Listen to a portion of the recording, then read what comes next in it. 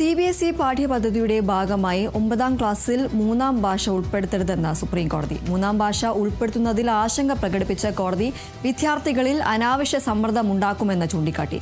Board പരീക്ഷയ്ക്ക് തയ്യാറെടുക്കുന്ന വിദ്യാർത്ഥികളുടെ ബുദ്ധിമുട്ടാണ് കോടതി ചൂണ്ടിക്കാണിച്ചത്. തമിഴ്നാട് സർക്കാരിന്റെ ഹർജിയിലാണ് ജസ്റ്റിസ് നാഗരത്നയുടെ നിരീക്ഷണം. തമിഴ്നാട്ടിലെ എല്ലാ ജില്ലകളിലും ജവഹർ നവോദയ വിദ്യാലയങ്ങൾ സ്ഥാപിക്കണമെന്ന മദ്രാസ് ഹൈക്കോടതി നിർദ്ദേശത്തിനെതിരായ സംസ്ഥാന സർക്കാരിന്റെ അപ്പീലാണ് കോടതി പരിഗണിച്ചത്. ഭാഷാ പഠനം തുടങ്ങുന്ന സമയത്തിലാണ് കോടതി ആശങ്ക പങ്കുവച്ചത്.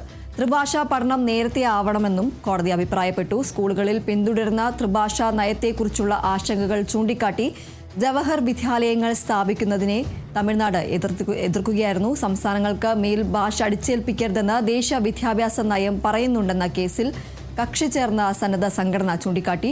ത്രിഭാഷാ നയം ചോദ്യം ചെയ്തുള്ള പൊതുതാൽപര്യ ഹർജി ചീഫ് ജസ്റ്റിസ് അധ്യക്ഷനായ ബെഞ്ചിന്റെ പരിഗണനയിലുണ്ട്.